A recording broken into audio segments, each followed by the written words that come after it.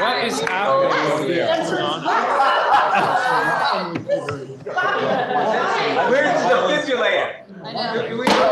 Challenge accepted. Will the Senate please come to order?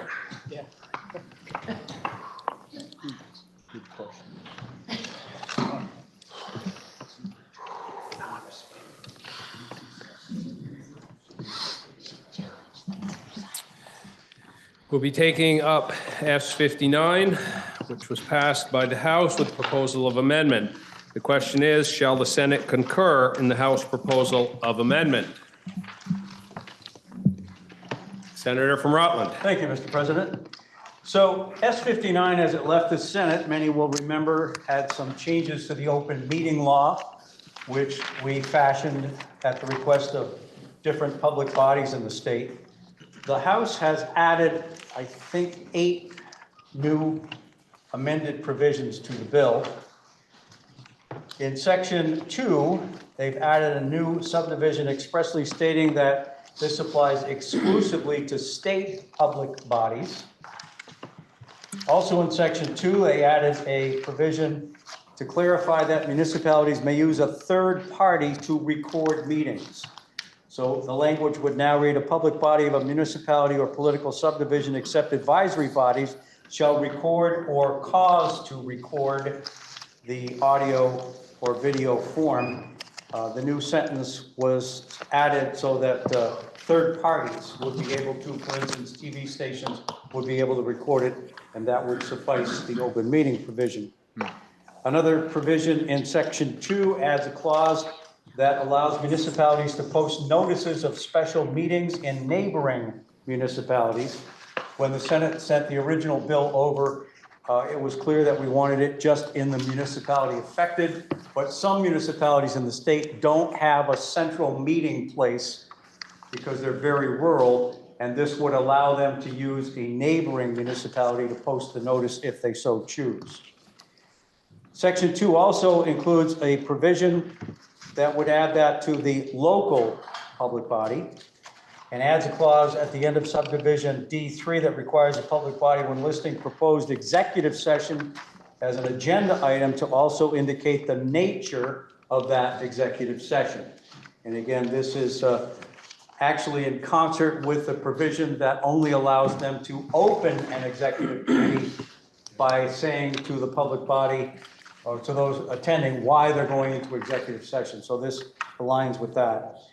Section 2 adds a list of individuals who are required to receive open meeting law training to include members of the state advisory body, provided that the body does not have members who are already as government officers or employees subject to that open meeting law training. So it adds the fact that the Secretary of State, as I am told, posts an open meeting law YouTube video which can be used for training purposes. There's also an amendment in section 3 to expressly authorize executive sessions for discussion of cyber security matters. And again, technically, this is already covered by the phrase that's already in the bill about security. Cybersecurity is part of security. So even though it was not necessary to add that, the House added it in, and that's that. And then finally, the one that I think caused some questioning both in the Senate Government Operations Committee and, as you'll hear later, in Senate Judiciary. Every now and then there's a public meeting where someone, an individual, shows up and is intent on disrupting that meeting in one fashion or another, stands up and makes a statement, sits down, stands back up, makes another statement. It just continually reaches a point where the meeting has to be either adjourned or that individual has to sit down. So the Supreme Court of the state of Vermont in 2009 issued a ruling that has to do with this provision. And in section 4 of the amended bill, it expresses the intent of the General Assembly that section 5 will amend the disorderly conduct statute to conform to the State versus Colby decision. And in that decision, it was decided by the Supreme Court that the way the statute is currently worded, it is a bit of an overreach.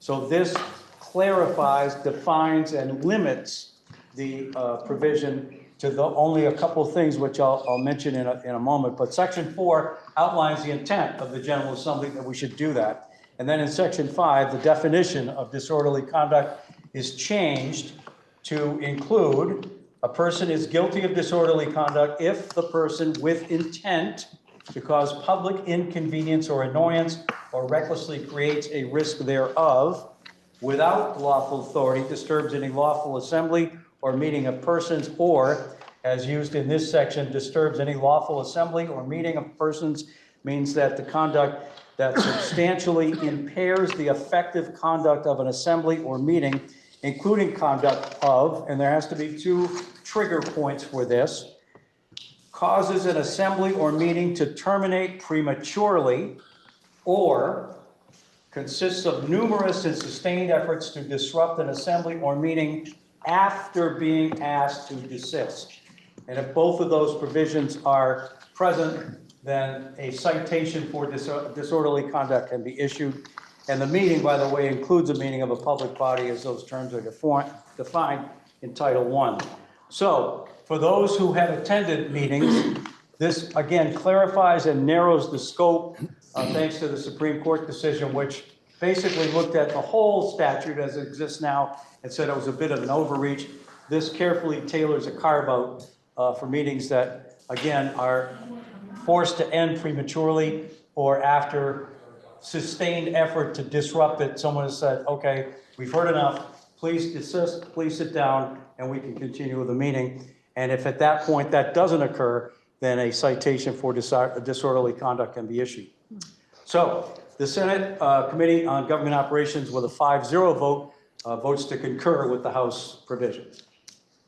The question is, shall the Senate concur in the House proposal of amendment? Senator from Wyndham. Thank you, Mr. President. And I wanted to thank the Government Operations Committee for making us aware of the proposed change to the disorderly conduct statute. As we heard, there was a Supreme Court case all the way back in 2009, which, and I'll just, if I may just read from this briefly. It states that the disorderly conduct statute, quote, as worded, impermissibly sanctions a substantial amount of protected speech, even when considered in relation to its legitimate scope, end quote. And the way that our committee understood this is that the concepts and the language from this Supreme Court decision is essentially being put into statute, which addresses the issue of the statute currently being considered overbroad and vague. And so we voted 5-0-0 to support this change. Are you ready for the question? The question is, shall the Senate concur in the House proposal of amendment? All in favor, say aye. Aye. All opposed, nay. The ayes have it, and we have concurred in the House proposal of amendment on H59.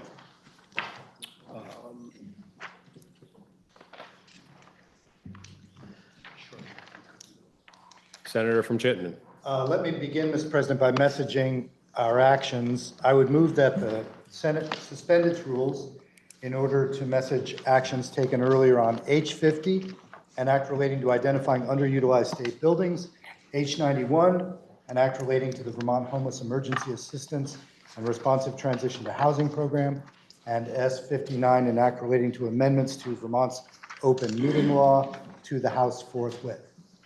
The senator from Chittenden has moved that the Senate suspend its rules in order to message its actions on H50, H91, and S59 to the House forthwith. Are you ready for the question? If so, all in favor, say aye. Aye. All opposed, nay. Ayes have it. Motion carries. Senator from Chittenden. Thank you, Mr. President. As senators know, we were waiting for a message from the House on H454. We have received that. They have requested a conference committee, and I will turn it over to the Lieutenant Governor for a report from Committee of the Committee on Committees. H454, an act relating to transforming Vermont's education governance, quality, and finance system, has returned to us from the House, and the House has refused to concur therein and asked for a committee of conference upon the disagreeing votes of the two houses. Our committee of conference from the Senate will be Senator Bongartz, Senator Cummings, and Senator Beck. Senator from Chittenden. Thank you, Mr. President. That completes the work that we're going to be able to do today.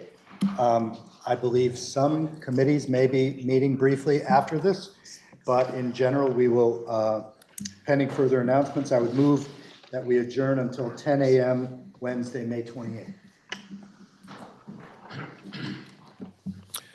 Are there any announcements? Seeing none. Oh, I see one. Senator from Windsor. Thank you. Senate Economic Development will meet at 3:45 to continue the work on our amendment. Thank you. Senator from Essex. Okay, Mr. President, Senate Agriculture will meet briefly at 9:15 tomorrow morning to discuss a couple amendments. Thank you, Mr. President. Are there further? Senator from Rutland. Thank you, Mr. President. Senate Government Operations will not meet. Are there any further announcements? Seeing none, the senator from Chittenden Central has moved that the Senate stand in adjournment until 10 a.m. I'd like to start at 8. Tomorrow, May 28th. Are you ready for the question? If so, all in favor, say aye. Aye. All opposed, nay. The ayes have it, and we'll stand in adjournment until 10 a.m. Wednesday, May 28th.